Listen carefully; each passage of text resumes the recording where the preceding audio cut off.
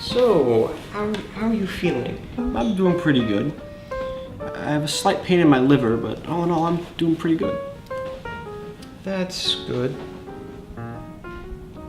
Is there anything I can do for you, get you? No, I'm sorry. I've pretty much everything I need, and I'm doing quite well. In fact, I'm not even sick.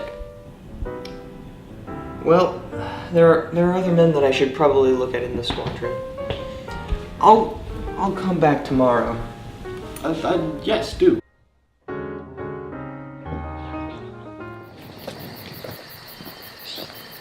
You're wasting your time. Can't you ground someone who's crazy? Oh, sure, I have to. There's a rule saying that I have to ground anyone who's crazy. Then ask any of the others. They'll tell you how crazy I am. They're crazy. Then why don't you ground them? Why don't they ask me to ground them then? Because they're crazy, that's why. Of course they're crazy. I just told you they were crazy, and you can't trust a crazy person to tell you if you're crazy or not, now can you? Is Orr crazy? Sure is. Then can you ground him? Sure can. First he has to ask me to. It's part of the rule. Then why doesn't he ask you? Because he's crazy. He has to be crazy to fly all those combat missions. After all those close calls that he's had. Sure, I can ground Orr, but first he has to ask me to. And then you can ground him. No. Then I can't ground him. So there's a catch. Sure, there's a catch. Catch 22. Anyone who wants to get out of combat duty isn't really crazy.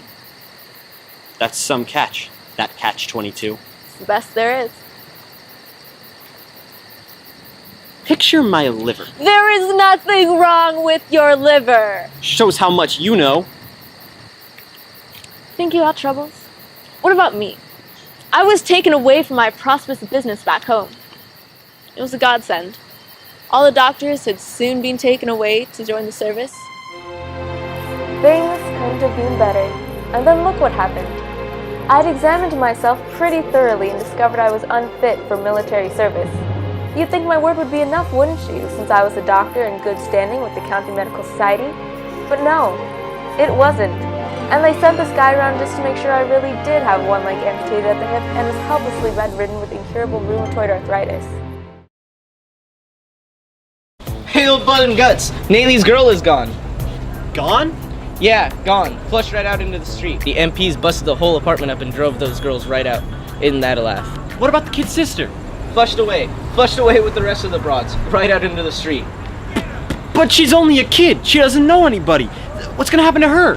What the hell do I care? Say, if I knew this was gonna make you so unhappy, I would have come right over here to tell you to make you eat your liver. Hey, where are you going? I wanted to make you eat your liver.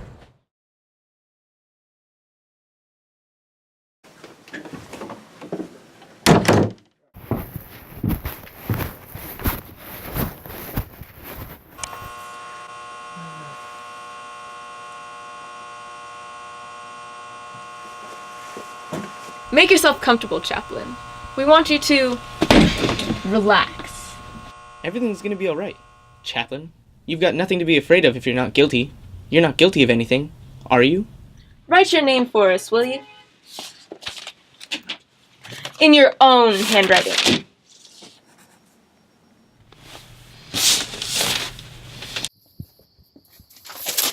See? They're not the same, are they? I told you he did it. This isn't your handwriting. That handwriting is mine. Where else is my handwriting if that isn't it? Right here. Well, Chaplain, do you know who wrote that? No. You can read, though, can't you? The author signed his name. Chaplain, what religious persuasion are you? I'm an Anabaptist, sir. That's a pretty suspicious religion. I studied Latin. I think it's only fair that I warn you of that before I ask my next question. Doesn't Anabaptist simply mean not a Baptist? Here I have another sworn statement from Sergeant Whitcomb that says you opposed his plan to sending letters of condolence. Their only purpose is to bring glory to Colonel Cathcart. Why don't we knock his brains out? Yes, we could knock his brains out, couldn't we?